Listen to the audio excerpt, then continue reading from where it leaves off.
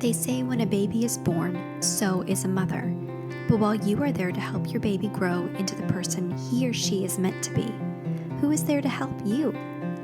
Many women feel lost and alone when they become mothers, wondering, who am I now?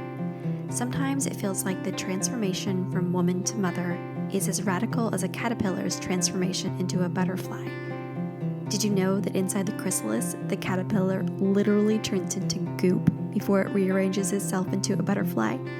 This podcast is about the goop, what soul transformation looks like as you transition from being a woman to a mom. Your baby's growth matters, but yours does too. You're not alone. I'm your host, Brittany Ming. Welcome to the Motherhood Metamorphosis. Hey everyone, welcome to the Motherhood Metamorphosis. I am your host, Brittany Ming, and today we are talking to Kristen Gardiner. Kristen is a writer with personal experiences struggling with mental health in motherhood. She and her husband and 3 boys live in the suburbs of Dallas, Texas. Her mission is to help other mothers know that they are not alone in their struggles by sharing experiences and advice through a mix of informative posts, stories, and humor. Welcome, Kristen. I'm so glad we can talk today. Hi, thanks for having me. Yeah, so you were on my short list of people that I definitely wanted to talk to on the podcast. And I'm really glad that we're able to connect. And because I really like your page, I always resonate with your posts. So I was like, I want to have her on here to talk. And we're going to definitely talk about mental health and motherhood. And I'd love for you to start by just sharing your story and why this topic is close to your heart.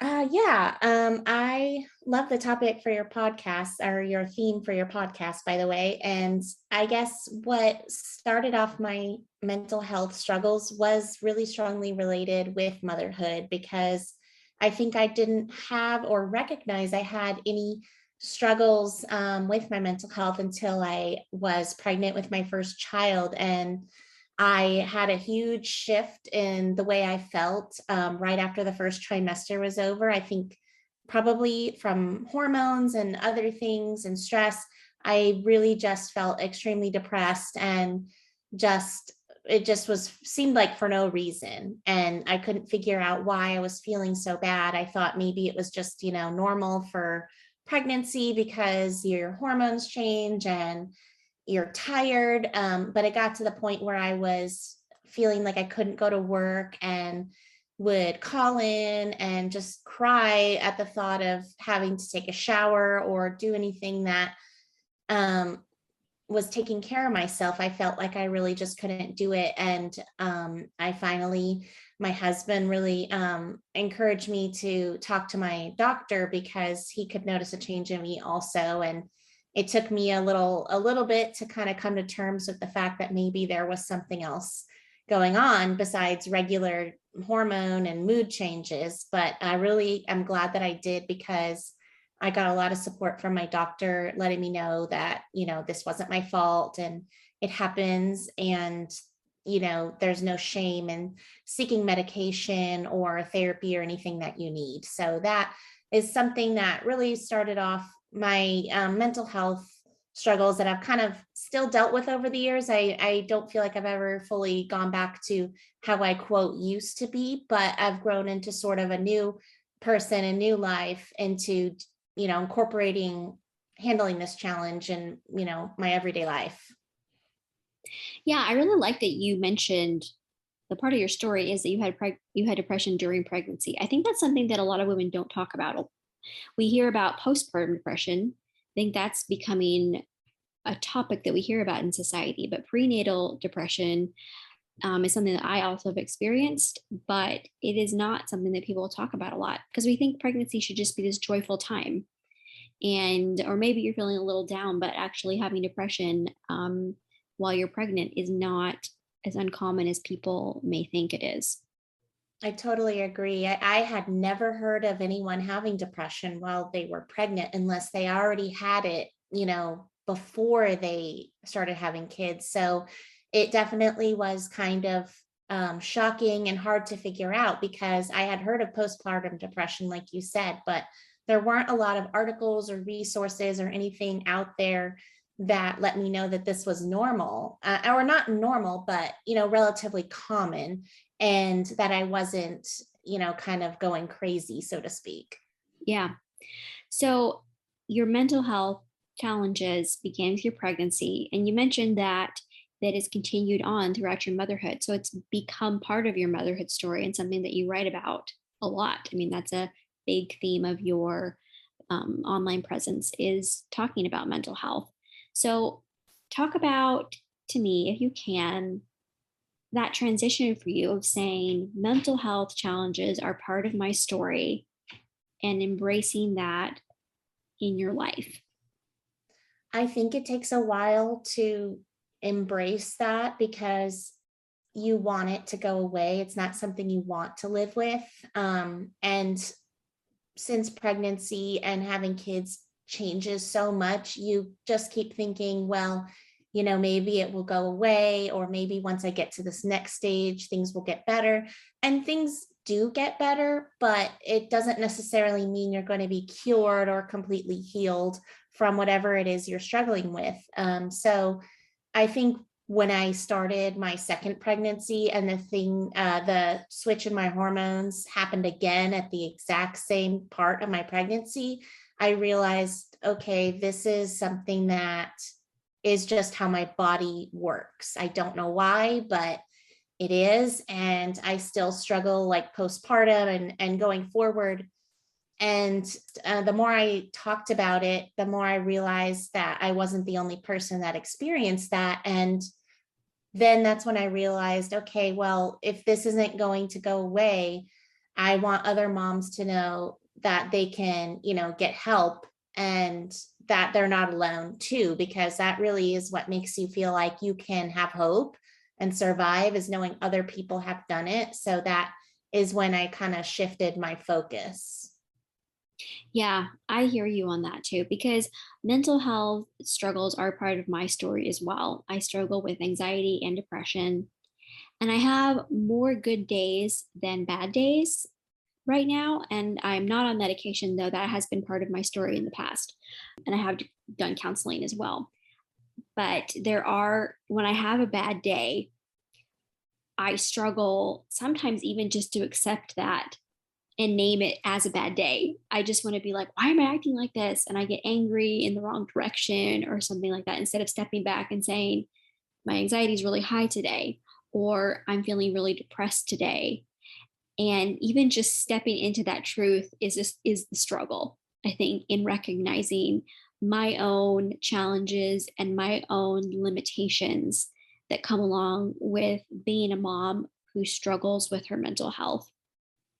I agree. Yeah. It's a lifelong thing to come to terms with any struggle that you have, and you don't want it to take over your life. And so it is frustrating when you feel like you want to do more and you just can't. And that is something that when I write, sometimes I feel like, oh, I'm such a hypocrite because I'm telling people that there's hope with mental health. Yet here I am struggling on this day, feeling like I don't feel like I'm going to get better, and frustrated by that. And I think it's just kind of a part of the ebb and flow. Some days are going to be better than others, and seasons of life are easier than others.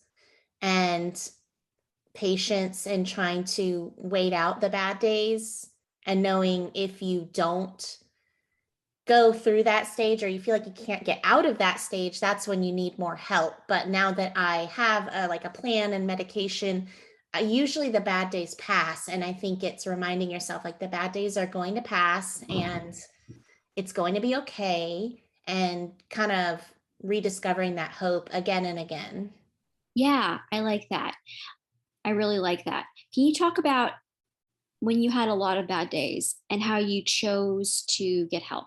So it started during your pregnancy, but did you have to revisit that conversation with a care provider or a counselor, like in the future, like after that first pregnancy where you sought help?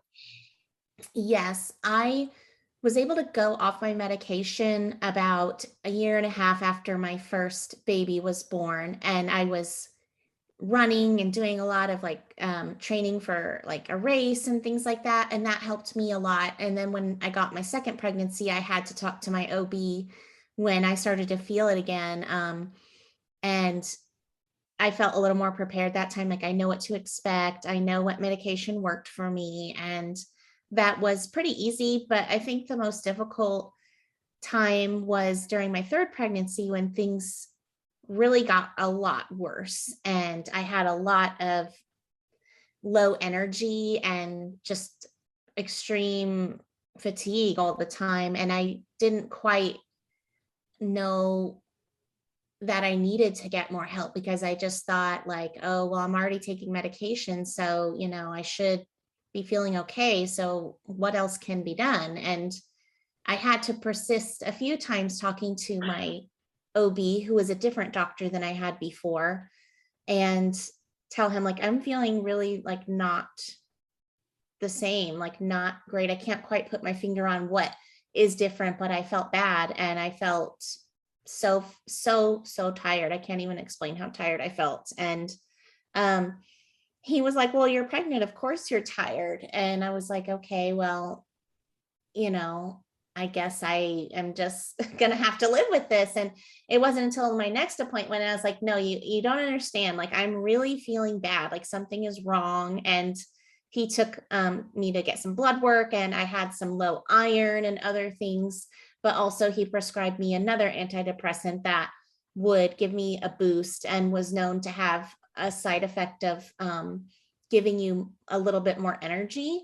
So I started doing supplements and the new medication, and I felt a lot better after that. But I think learning to advocate for yourself is a skill you have to develop, because not every doctor is going to listen to you, and your therapist may not feel like a good fit. If you find someone to talk to and you're like, I don't feel like this person really gets me or is listening to me, you do have to kind of do that tough work of advocating to say, okay, this isn't working out. I need something different. And I forgot what your question was. No, What that's am I fine. saying? No, what you're saying is really great. And I love that you said that advocating for yourself is a skill that you have to develop. Because sometimes we just say to others, well, you just have to advocate. And we forget a lot of times that people don't know how. They don't always know like the question to ask, or they don't know how to keep persisting. If somebody's like, oh no, you're just tired because you're pregnant, and you think, okay, well, I guess that what I'm experiencing is normal. But you had, through your experience, you knew that no, this is something that's beyond just pregnancy tired or pregnancy with two little boys tired. Yeah. Knew, no, something else is not right. So having that courage to speak up again, I think is a big part of what it means to push through your mental health challenges. And I think that can be hard, but I think it can be really rewarding, because for you, you were able to get on the right medication. You were able to see there is hope on the other side, and I can get better. So how old are your boys now? They're 11, 9, and 6. Okay. So after you had your pregnancies and postpartum times, as your motherhood story has gone forward, how has your mental health shifted throughout? And what does it look like today for you to advocate for your mental health? Well, I think there was a lot of struggles even after that third pregnancy, because I had moved and I didn't know many people where I lived. So I think what I learned after that, that's when I actually started therapy on top of the medication. And that's when I learned I needed more support, because although the medication helped, it was still a struggle just to kind of move forward. And that's when I learned that therapy really can be helpful. And I think beyond that, it's gotten overall, my mental health is better, but I still do struggle a lot and kind of go in cycles. And I'm grateful that usually the cycles are, further apart and better than they were, but it's still something that things come up. And especially when stresses in your life happens, like moving again, like I moved again. And when that happened, it was really tough. And any kind of additional stress can exacerbate your mental illness or symptoms you have. And I think there's a part of you that wants to have that pride of like, oh, I am already doing everything I'm supposed to do and I can handle this, versus like humbling yourself and saying, maybe I am needing something else. Maybe I was wrong about saying I didn't need therapy this time, and readjusting your plan. So I've had a couple of different therapists since then because one of them just wasn't working for me. Mhm. She helped me with some things, but at a certain point I was like, I think I need to change directions and do something different, because I don't feel like I don't feel like I'm getting enough lift from this therapy. It's just, I'm not moving in a positive direction as much as I want to. And so I think today that's just kind of where I am, is just still fine tuning what I need to hopefully address, working on some underlying issues that are affecting me still. And hopefully that will help get me to a place where I can have a little more relief, instead of just treating everything and trying to stay afloat and survive, that I can actually sort of move forward from this chapter where I felt a little bit stuck. Yeah. Yeah, that's really good. I like how you talked about how stress exacerbates mental health. I was honestly thinking about this today because today is my son's birthday. And I realized that on special days, I really struggle because my motherhood life is so full. And then when we add a special day pressure to it, because like making special food or doing special plans or having to like plan ahead for the special day, whether it's Christmas or Halloween or any birthday, I feel really stressed. And I hate that because I want to be like happy and excited and like, this is a special day for our family and for my child, especially as the mom. But I do always feel anxious and stressed on birthdays and holidays. And today I was just thinking about it. I was trying to like make this special dessert that he wants. And I realized that I was really wanting to detach from my kids and I was snapping. And I felt that pressure in my chest and that sinking in my stomach that I know is my anxiety. And trying to recognize it, and I was trying to stay in the moment and doing the things I know to do to try to combat it, but it was there. And I have to recognize those things about myself. And I was just chatting with another friend and saying, I made this pie for my son, and it took so much time.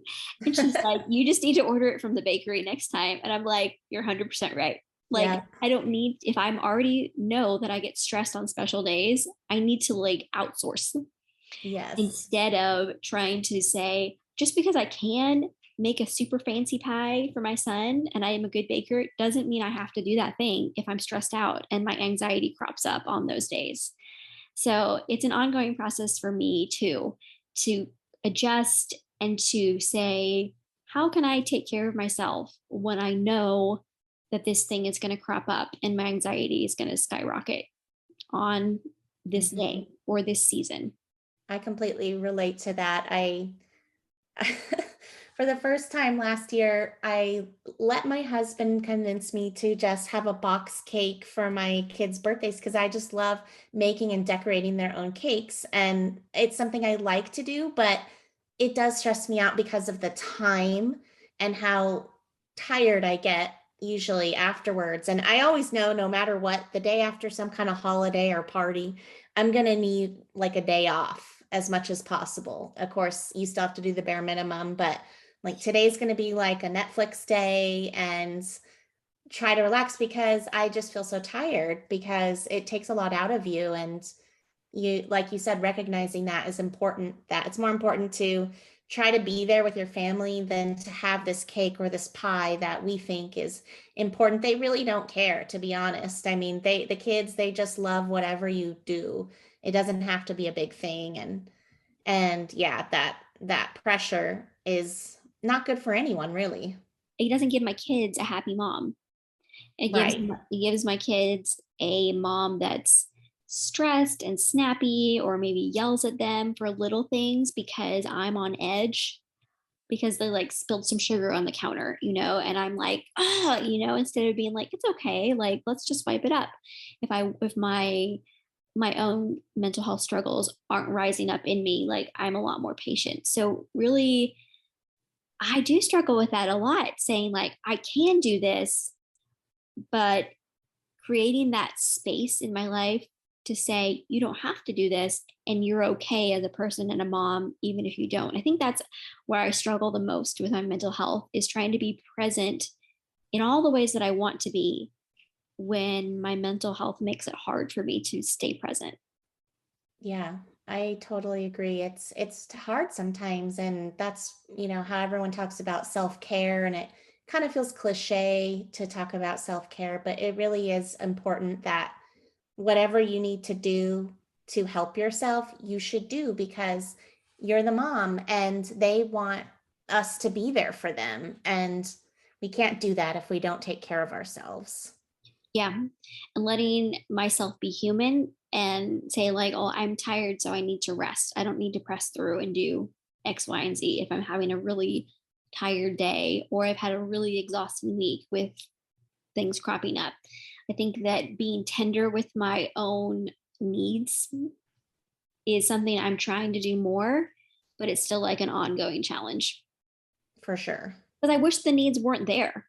I wish that like I didn't have all these needs and like issues that I have to work on. And I wish I could just, be happy and healthy and, do all the good mom things that I want to do. I think that's where I get really frustrated with myself.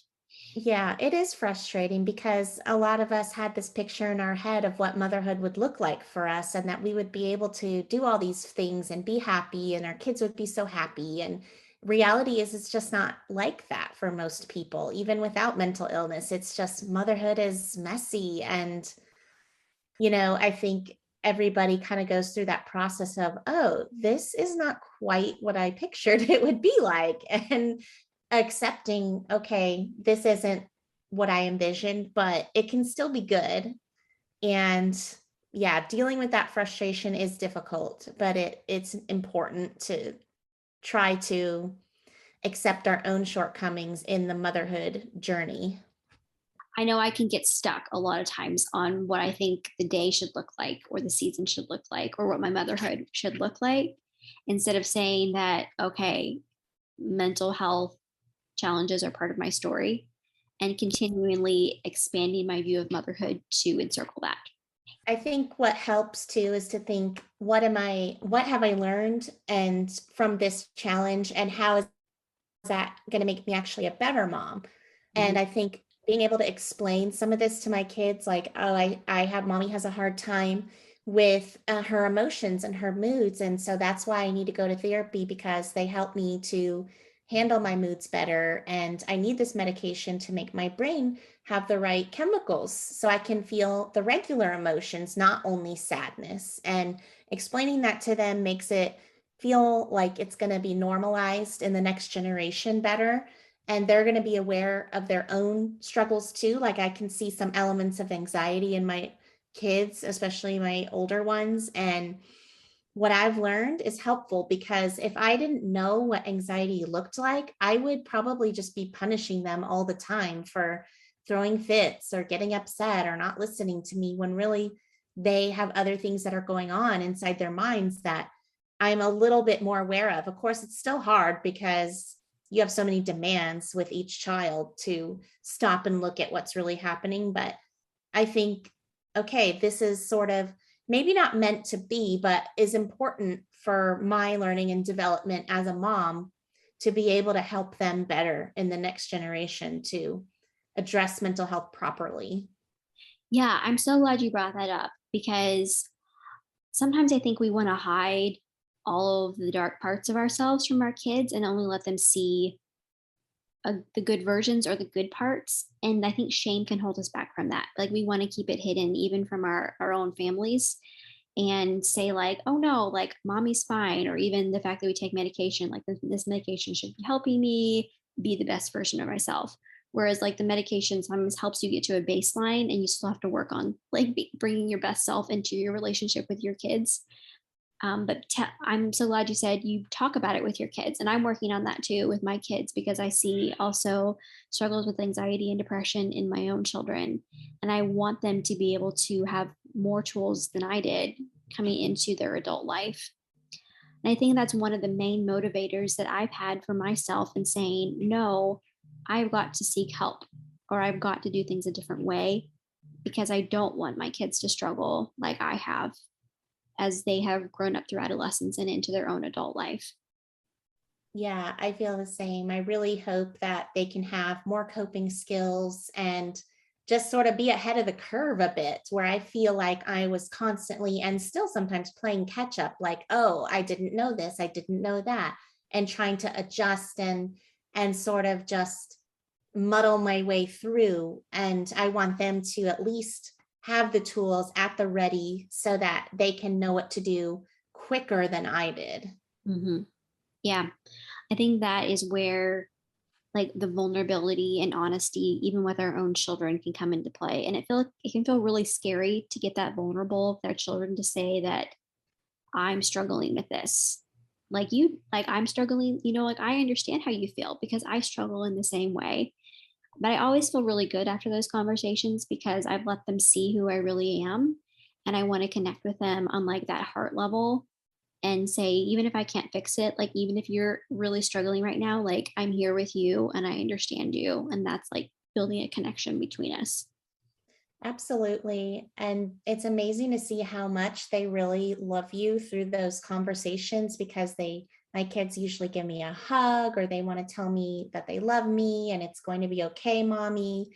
And um, of course, that's age appropriate. You don't want to dump things on them that are not, that they're not capable of understanding. But when you say, I'm sad today, even things like that, or I'm just feeling not good today, and they show so much love and compassion, that it's really amazing to be able to share that together and know that we're a family, we're a team, we're here for each other, and that they're a part of that.